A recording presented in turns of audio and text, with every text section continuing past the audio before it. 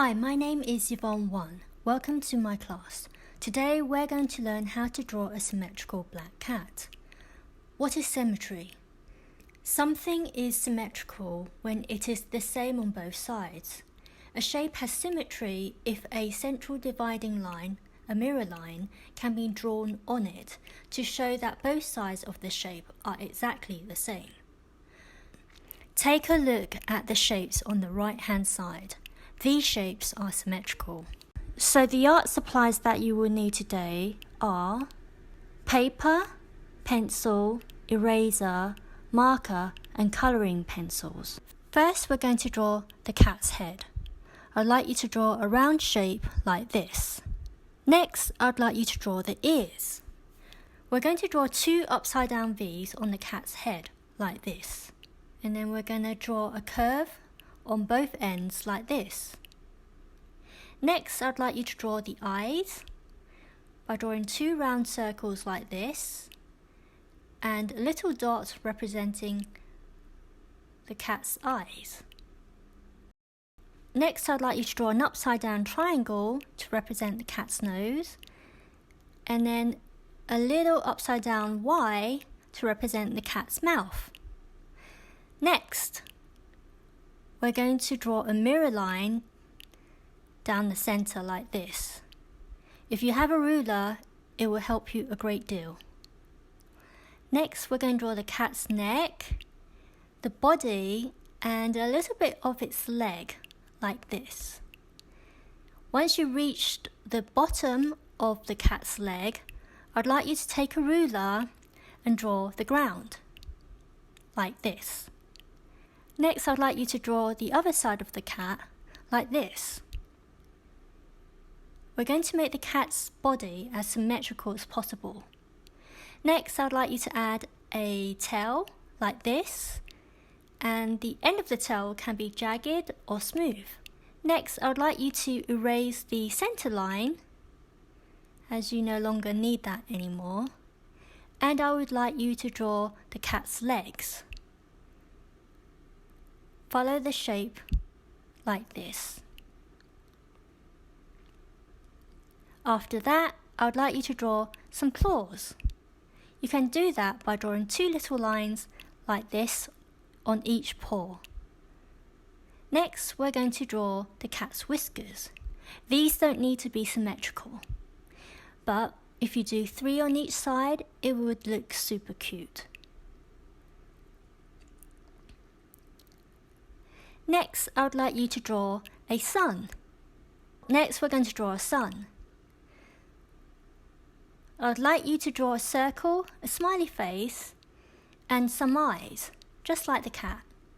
Next, I would like you to draw triangles around the sun to represent rays, like this. Next, I would like you to draw a cloud on the right-hand side, and again, a pair of eyes, similar to the cat's eyes, a smiley face, and some rosy cheeks.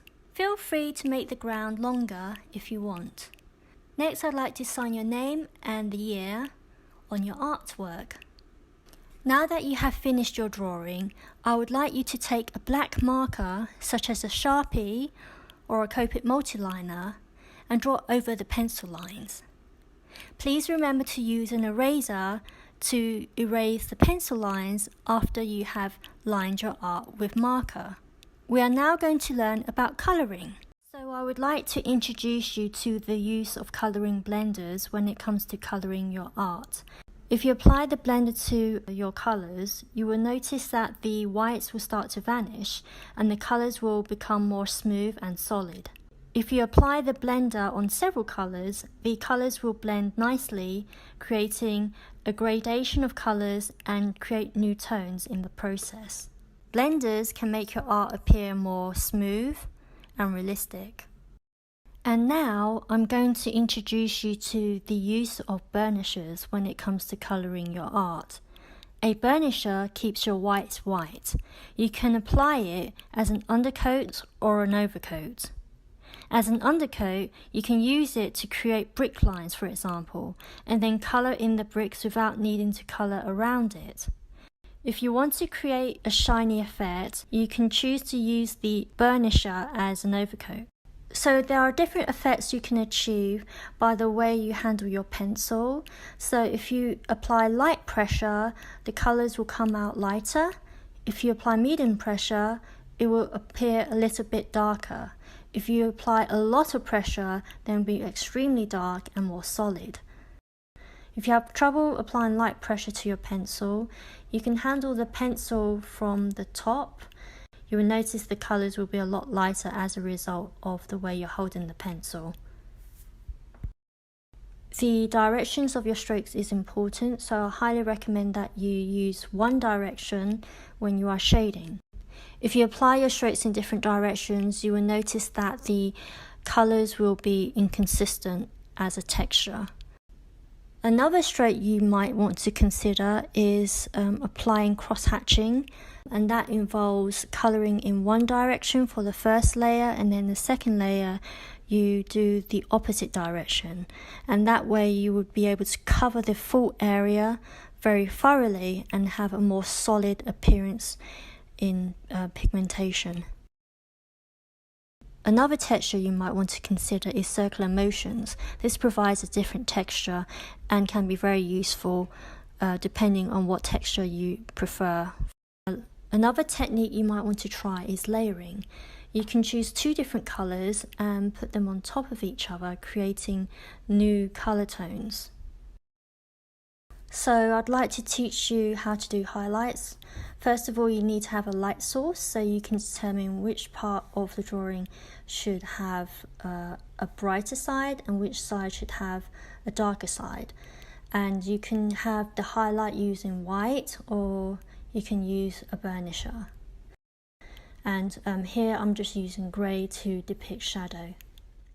So now that I've taught you some basics when it comes to colouring techniques, I would like you to apply everything that you've learned to the drawing. So just to summarise, the directions of the strokes matter, the pressure that you apply matters, the amount of layers that you apply also matters, and it's also important that you factor in highlights and shadows using whites and darker colours and the burnisher too, and always use a blender if you have that available to you, because it's always going to make your art pop. This concludes today's class. I look forward to seeing you next week. Bye.